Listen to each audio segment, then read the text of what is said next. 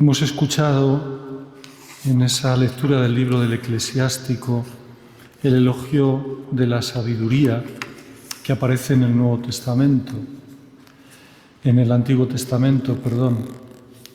La sabiduría es uno de los títulos con los que se denomina a Dios y son títulos que se usan para describir cómo es Dios. Por ejemplo, a Dios se le llama luz, o se le llama nuestra roca, o se le llama el agua de la vida. En este caso se le llama la sabiduría. Después, este título de la sabiduría fue apropiado por Jesucristo. Él es la sabiduría del Padre.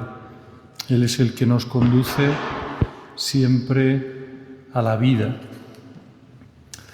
Y si nos fijamos en lo que nos dice esta lectura, aplicando lo que nos dice sobre la sabiduría, si lo aplicamos a Dios o lo aplicamos a Cristo, nos dice que a la sabiduría hay que amarla, hay que amar a Dios, hay que amar a Cristo.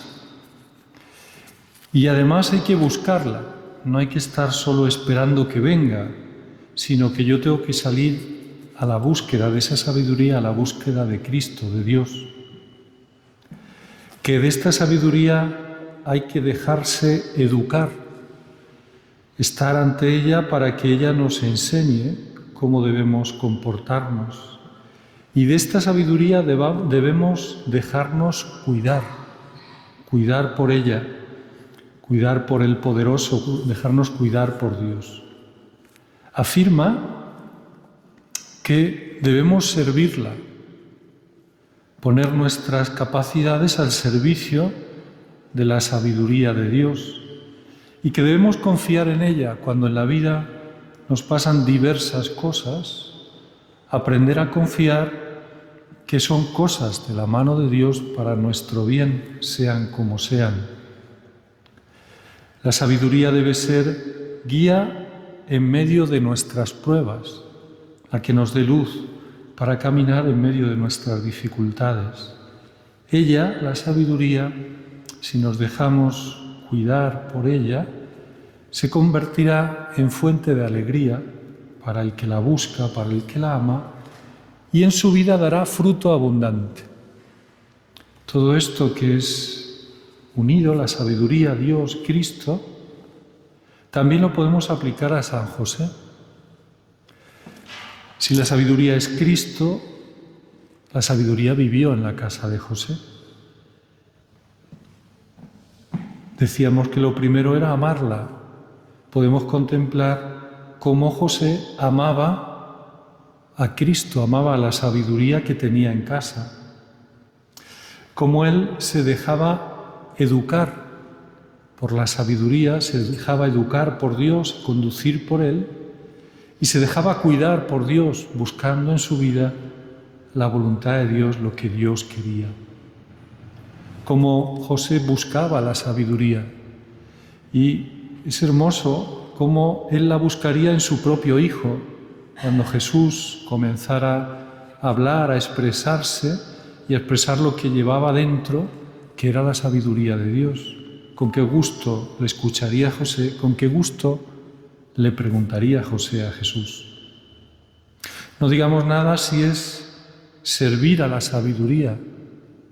José dedicó toda su vida a servir a la sabiduría, a servir a Jesucristo, confiar en ella en los momentos difíciles que le tocó en la vida, de dudas, de no saber por dónde tirar, confiar en que Dios hacía las cosas bien a pesar de unas apariencias tan raras.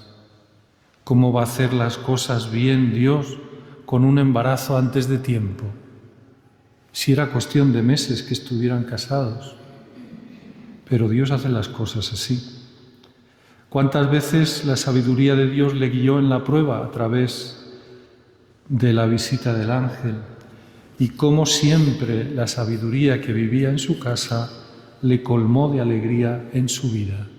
La alegría de su vida era María y Jesús, la sabiduría que vivía con él. Y dio fruto. dio fruto en la educación de Jesús, dio fruto en la vida de cada cristiano, por lo que Dios le convierte en el Padre de cada uno de nosotros. Y por eso Él se convierte también de alguna manera en sabiduría y en ministro o aquel que nos trae y nos conduce a la sabiduría. También nosotros debemos dejarnos cuidar por Él, por San José. También nosotros debemos dejarnos educar por Él, por San José. También nosotros debemos confiar en Él, encontrar en Él una guía en medio de la prueba y dar fruto a su sombra. Realmente la sabiduría vivió en la casa de José y la sabiduría entró en el corazón de José. También nosotros, cada vez que nos acercamos aquí, cada miércoles, debemos dejar que estos amores de San José, que no son otros que la Virgen María y que su Hijo Jesús, que estos amores vayan entrando dentro de nosotros.